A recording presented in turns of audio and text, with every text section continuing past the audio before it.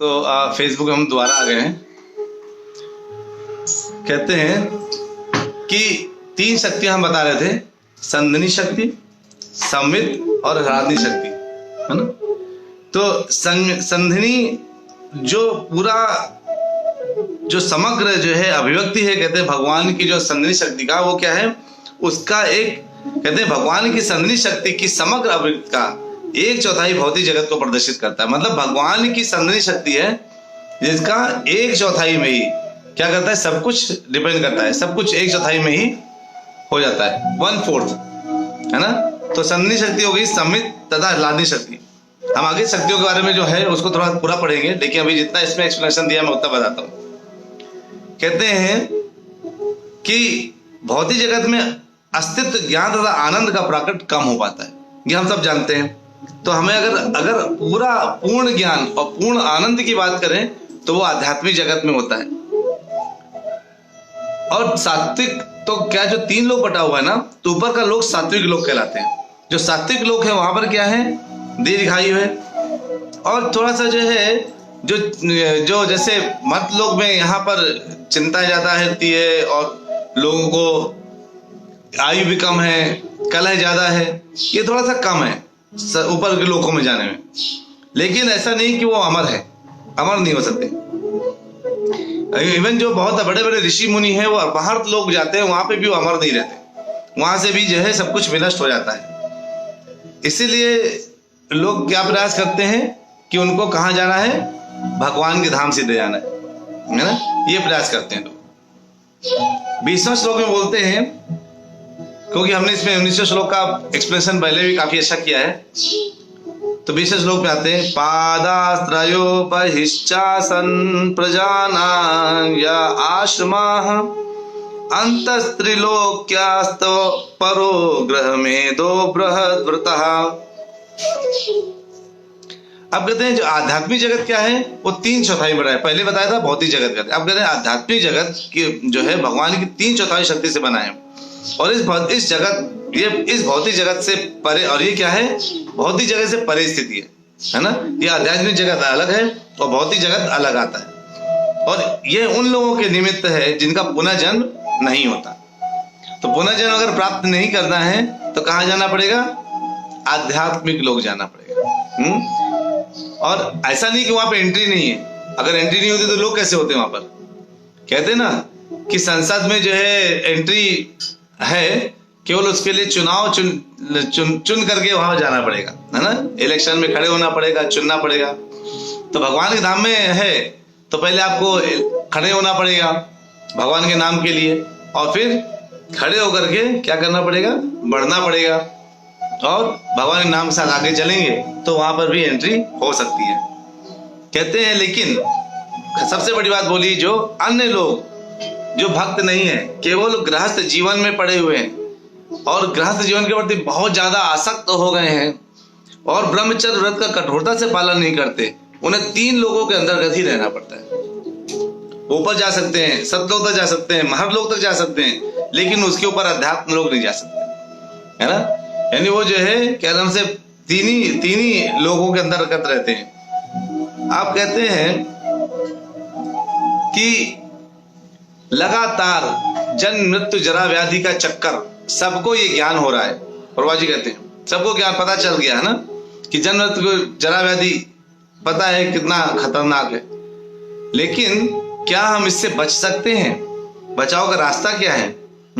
सबसे बड़ा रास्ता है ये जो देह से जिसके प्रति जो आसक्ति है, देह से, इस शरीर से जिससे आसक्ति है, हम उसे आसक्ति मुक्त होना चाहिए, हमें आसक्ति नहीं रखनी चाहिए।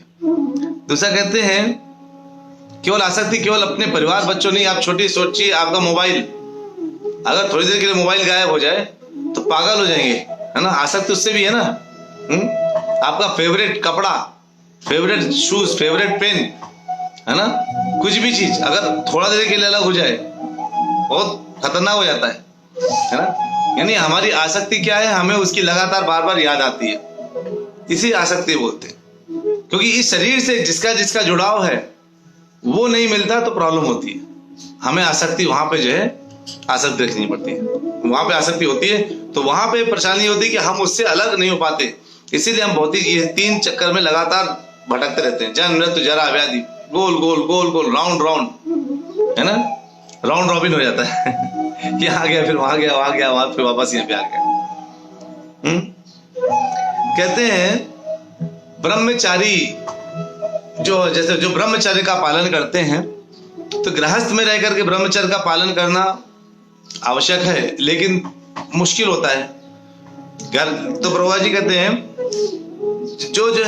जो ब्रह्मचारी जीवन जो जैसे नहीं, अभी हमारे इस्कॉन के स्कूल है ना, वहां पर जो है बचपन से ब्रह्मचारिता का पालन सिखाया जाता है, उसके बारे में बताया जाता है ब्रह्मचारिता क्या है। और उस वक्त वो बचपन से ही उनको विषय ज्यादा पता नहीं है, बाहर क्या होता है। यहाँ पर आप देखिए, जो हमारे बच्चे हैं, हम लोग अगर मूवी देखने जाएंगे, मान लो पिक्चर, हम लोग कहते ना, अरे हमें तो आप महीने में एक बार थिएटर जाते हैं पूरा परिवार को लेकर के। अब आजकल की कोई पिक्चरें ऐसी बनी है क्या जो पूरी सात्विक पिक्चर हो, है ना? तो वो बिल्कुल ऐसी कोई पिक्चर नहीं जिसमें दारू पीना ना सिखाते हो, सिगरेट पीना ना सिखाते हो, जिसमें नाना प्रकार के व्यभिचार ना सिखाते हो, है ना? सदाचार के अलावा सब सिखाते हैं। आप देखिए तो किसी मूवी का मुआयना करके देखिए कि क्या वो पिक्चर आपके बच्चों को क्या दे रही है, एक्चुअली कितना दे रही है। उससे वो 3 घंटे में आपने क्या किया, पहले पैसे खर्च किए, और किस काम के लिए पैसे खर्च किए? बच्चों को कुसंस्कार देने के लिए। संस्कार नहीं, कुसंस्कार, है ना?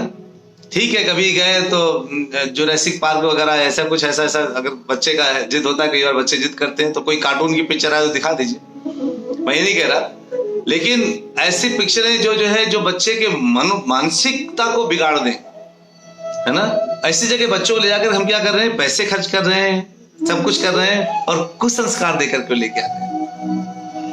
बच्चे आपके सामने कुछ नहीं बोलेंगे, लेकिन अकेले बोलेंगे, अकेले बातें करेंगे। तो हमें जो है, तो लेकिन जो ऐसे आध्यात्म में की जो से संबंधित स्कूल होते हैं, जैसे वृंदावन में मिलेंगे, वहां पर जो है बच्चों को ऐसे दिखता ही नहीं, उनको विषय वस्तु दिखती नहीं है, उन्हें हर जगह केवल भगवान दिखते हैं, उन्हें पता ही नहीं कि ये भी कुछ होता है, और वो ब्रह्मचारिता का पालन आराम से कर सकते हैं। यानी अगर बचपन से ही अंडा ना खिलाया जाए, तो और फिर वो बंदा बोले, जैसे मैं बोलूं, जिसने बचपन से भी जो है कुछ खाया नहीं अंडा वगैरह, तो जो है लगेगा कि अरे उनके लिए क्या, मेरे लिए क्या बड़ी बात है, मैं साफ बोलूं, देखो मैं तो चिकन भी नहीं खाता, तो कौन सा बड़ा काम कर लिया उनके लिए बड़ा काम नहीं जो बचपन से नहीं कर रहे, उनको पीठ में कोई थपासी नहीं मिलनी चाहिए, उन्हें माहौल ही ऐसा नहीं मिला। सपासी किसको मिलनी चाहिए? जो मतलब तोड़ के खाया करता था, और आज जिसे कहते हैं प्रभु जी सब छूट गया। जिनका महीने हफ्ते में एक बार ना बने तो उनको जो है उलझन हो जाए, है ना, और वो बोले कि जो है छूट गया। तो खास बात क्या है कि YouTube में जो है पूरी कथा हो गई, और उस कथा में जो है म्यूट में था मैं कीबोर्ड से म्यूट में था, तो मैं इसको एंड करके मैं YouTube यूजर्स के लिए फेसबुक से लेके YouTube पे डाल दूंगा। अभी आजकल ज्यादा लोग तो YouTube पे देखते नहीं है, लेकिन एक दिन ऐसा आएगा जब लोग शायद देखना शुरू कर दें, क्योंकि सडनली एक बार ऐसा आता है जब लोगों को पता चलता है कि इतनी कथाएं हैं, तभी मैं इसको एंड करके फेसबुक से निकाल के YouTube पे डाल दूंगा। ये हमने पहले ध्यान नहीं दिया। तो जो है इसमें बोलते हैं कि तो अब उन व्यक्ति को लिए जो है बहुत, अब जिसने बचपन से ही जो काम नहीं किया उनके लिए ज्यादा कहते हैं। जैसे प्रभुपाद जी बोलते हैं ब्रह्मचारियों जो ब्रह्मचर्य का पालन कर सकते हैं, ऐसे स्टूडेंट बड़े आराम से कर लेते हैं, उनके लिए दिक्कत नहीं होती है। और वो फिर क्या करते हैं, वो अपना स्थान कहाँ बना लेते हैं, 3/4 जगह पर। तो आपको बड़ा प्लॉट घर में रहने में मजा आएगा कि छोटे घर में रहने में मजा आएगा? बड़े घर में, जहाँ विस्तारित, वाह, बड़े बड़े घर मिल रहे हो, दूर दूर बढ़िया बगीचा हो, बागवान हो, और मस्त सा जो है ना। तो संतोषी माता जी बड़े घर में रहना क्या, गांव आ जाओ, यहाँ वो बड़े बड़े घर है, एक जैसे घुसोगे भी गोल गोल घूम के ही बाहर निकलोगे। संतोषी माता जी पूछ रही थी कब आ रहे हैं प्रभु जी आप लोग यहाँ पर? हमने कहा माता जी थोड़ा सा जो है फंड लगेगा, उसमें अरेंज करके आते हैं। लेकिन जो है इस पे कहते हैं फिर वो कि अगर हमको इस विषय पे कहते हैं कि अगर, और फिर बाबूजी कहते हैं 50 वर्ष की आयु के बाद कि हमें कहाँ निकल जाना है, घर से बाहर निकल जाना चाहिए। और कहते हैं पंचशोर्ध्वम वनम व्रजेत, यानी वन की तरफ चले जाना चाहिए। उसे कहते हैं वानप्रस्थ। वानप्रस्थ मतलब वन में जाना चाहिए, है ना, हमें यहाँ रुकना नहीं चाहिए। और हर तरह से प्रभुपाद जी ने इसमें बताया है कि जो गृहस्थ में रह करके तथा जो व्यक्ति जानबूझकर ब्रह्मचर्य व्रत का भंग करते हैं वे अमरता के साम्राज्य में प्रविष्ट नहीं हो पाते। पवित्र गृहस्थ या भ्रष्ट योगी को इस भौतिक जगत के भीतर उच्चतर लोकों में भेजा जाता है। कहते कि कोई पवित्र गृहस्थ है लेकिन जो है लेकिन पवित्र गृहस्थ है और लेकिन समूह वो ब्रह्मचर्य को पालित नहीं कर पा रहा, तो उच्चतर लोकों में भेजा जा सकता है। जो एक 1/4 का जो पार्ट है चतुर्थांश का, उसमें जाता है वो। वानप्रस्थ तथा सन्यासी यदि वह इस विधि में सफलता चाहते हैं तो इस ब्रह्मचर्य व्रत को खंडित नहीं करना चाहिए, नहीं कर सकते। ब्रह्मचारी, वानप्रस्थ तथा सन्यासी ना तो पुनर्जन्म चाहते हैं, ना ही वे लुक छुप कर विषय जीवन में लिप्त होते हैं। ऐसे आध्यात्मवादी भ्रष्ट होने पर विद्वान ब्राह्मणों या धनी व्यापारी के परिवार में पुनः मनुष्य जन्म धारण करते हैं। तो इस तरह से जो लोग हैं जो लगातार ऊपर बढ़ रहे हैं, है ना, प्रभुपाद जी मैंने लाइनें पढ़ी क्योंकि बहुत महत्वपूर्ण लाइनें थी सारे गृहस्थों के लिए, है ना, महत्वपूर्ण लाइनें, इसलिए मैं एक एक लाइन पढ़ रहा हूं। और कहते हैं इसमें कि इसलिए ऐसी जगह भेजा जाता है जहां पैसा हो और वहां पे लोगों का सपोर्ट भी हो, ताकि लोग जो है अपने आध्यात्मिक जीवन में आगे बढ़ सके अगले जन्म में। इसलिए अगर आप इस जन्म में करते हैं और वापस आना पड़े तो सही जगह आएंगे, लेकिन हमारी इच्छा क्या होनी चाहिए, हमें वापस ना आना पड़े। कि सबसे अच्छी बात यह होगी कि जो ही मनुष्य योनि प्राप्त हो त्यों ही अमरता की चरम सिद्धि प्राप्त कर ली जाए, है ना, अमरता की चरम सिद्धि को प्राप्त करना चाहिए, अन्यथा मनुष्य जीवन की सारी नीति कुशलता असफल हो जाएगी। भगवान चैतन्य अपने अनुयायियों को ब्रह्मचर्य पालन करने की शिक्षा देने में अत्यंत कट्टर थे। इतने कट्टर थे चैतन्य महाप्रभु कि किसी स्त्री को देखते भी नहीं थे। मतलब उन्होंने संन्यास लिया तो उसके बाद वो स्त्रियों का अंदर बात करना देखना ये सब अलाउ भी नहीं था, इतने कट्टर। और वो किसी को माफ भी नहीं करते थे। अगर उनका कोई भक्त इधर उधर कथा सुनाऊंगा उसका कभी, भगवान चैतन्य महाप्रभु की कभी कथाएं लेंगे, तो जो है वो इतने कट्टर थे इस मामले में कि कुछ भी हो जाए जो है कोई ऐसा नहीं करना है ना। तो जब संन्यास ले लिए तो आप लोग जो है जब संन्यास लीजिएगा तो फिर आपको हम चैतन्य महाप्रभु की बातें बताएंगे। कहते हैं कि उन्होंने अपने एक निजी सेवक छोटे हरिदास को ब्रह्मचर्य व्रत पालन न करने के लिए कठोर सजा दी थी।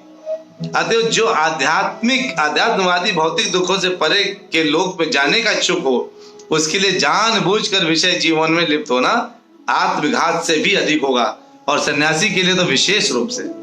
सन्यास आश्रम में विषयी जीवन धार्मिक जीवन का सर्वाधिक विकृत रूप है, और ऐसे पथभ्रष्ट व्यक्ति की रक्षा तभी हो सकती है जब वह भाग्यवश उसकी भेंट किसी शुद्ध भक्त से हो सके, है ना। तो आपकी भेंट प्रभुपाद जी से हो गई क्योंकि आप प्रभुपाद जी की लाइनें पढ़ रहे हैं, तो आप सब नसीब वाले हैं, हम सब नसीब वाले हैं कि हमारे जन्म के पहले प्रभुपाद जी आए और उन्होंने हमें सही दिशा दे दी।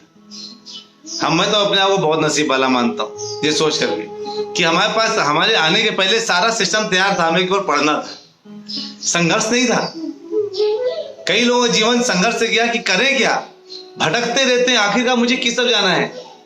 कभी कहते हैं अच्छा, कभी आप देखिए उनके मंदिर में सारे भगवान देवी देवता होंगे, इधर उधर सबकी आरती, और दिमाग में रहता है कि ये मिस हो गए तो वो बुरा ना मान जाए।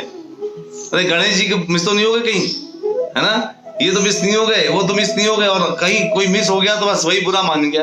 पूरे टाइम ये टेंशन में। तो 33 करोड़ देवती अभी तो घर में बिठाने का मतलब है बहुत भयंकर काम हो जाएगा, है ना। सिंपल क्या है, तुलसी के हर दल को करने को चाहे 1 लोटा पानी डाल दीजिए, और वो 1 लोटा पानी क्या है, जड़ में, और जड़ क्या है, भगवान कृष्ण, यानी वहां से सब निकले हैं। तो हमें इस बात की पूरी ज्ञान होना चाहिए कि हमारा दिशा क्या है। और प्रभुपाद जी ने हमें दिशा दी, हमें बताया कि कैसे रहना है, कैसे, एक एक चीज बताइए।